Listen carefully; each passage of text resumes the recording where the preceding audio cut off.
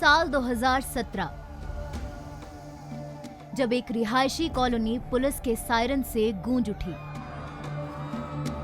Jail की तरह बंद इमारत को चारों ओर से घेर लिया गया। घंटों सर्च ऑपरेशन चला और बरामद हुई लगभग 40 नाबालिग लड़कियां, जो खुद को बाबा की कैद में बता रही थी। बाबा यानी वीरेंद्र देव दीक्षित। स्याह कहानी की सीरीज ब्लैक बोर्ड में मैं पहुंची उत्तरी दिल्ली के विजय विहार की उसी रिहायशी कॉलोनी। काफी मेहनत मशक्कत और तहकीकात के बाद आश्रम के अंदर जाने का मौका मिला। थोड़ी देर इंतजार के बाद गुलाबी साड़ी में 4 महिलाएं आईं। उन्हीं में से एक के पिता दिल्ली हाई कोर्ट में उनकी वापसी के लिए लड़ाई लड़ रहे हैं। जब पीएचडी का लास्ट ईयर थे तब हमें ब्रह्म कुमारी का ज्ञान मिला था। हमें बहुत अच्छा लगने लगा वो ज्ञान। काफ़ी जो आज की दुनिया क्या चाहती है, सुख एंड शांति ना, यही है ना। धीमी आवाज में विश्वविद्यालय पर लगे आरोपों के बारे में पूछती हूँ तो जवाब आता है, जो यूजीसी ने हमारे विश्वविद्यालय को फेक लिस्ट में डाल दिया है। ठीक है, ऐसे ही 1998 में भी काफ़ी आरोप लगे हुए हैं। ये सारे झूठे साबित हो चुके हैं। सारे हाई कोर्ट सुप्रीम कोर्ट के क्लीन चिट के साथ है। उसके अलावा और कोई प्रूफ ज़रूरी नहीं होती। मेरे माताजी पिताजी उनको भी ऐसे बरगलाया गया है। अभी भी हमारे हाई कोर्ट में चल रहा है माता पिता से वो युद्ध। जब दरवाजे पर लगी पहरेदारी पर सवाल पूछती हूँ तो कहीं और से जवाब आता है।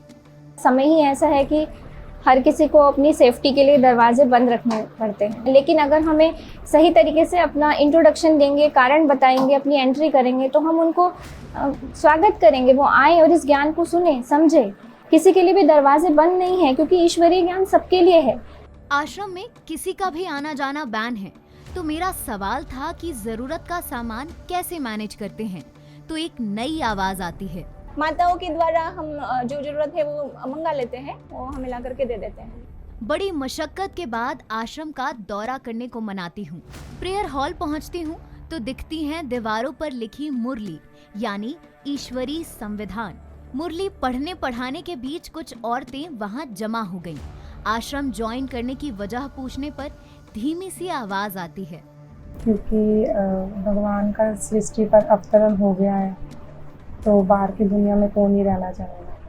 पास बैठा एक और चेहरा जवाब देने को लालायित दिखता है, जो दुनिया खत्म होने के पीछे दूसरे धर्म का हवाला देते हुए अपनी बात कहती है।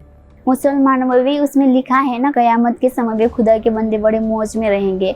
माना ये भी तो एक प्रूफ है ना। हम लोग अमृत वेला जैसे 2 बजे उठते हैं और उसके बाद हम फिर याद में बैठते हैं, मतलब बाबा याद करते हैं, भगवान को याद करते हैं। फिर उसके बाद हम पढ़ाई होते हैं, मुरली क्लास होता है, फिर मुरली सुनते हैं। वापस नीचे लौटते हुए नजर पड़ती है सफेद चादर से ढकी सिलाई मशीनों पर।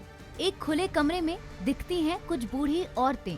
उनसे बात करने की कोशिश करती कि मुझे नीचे पहुंचा दिया जाता है।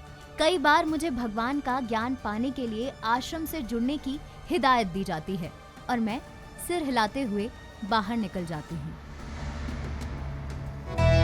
क्योंकि सच करीब से दिखता है।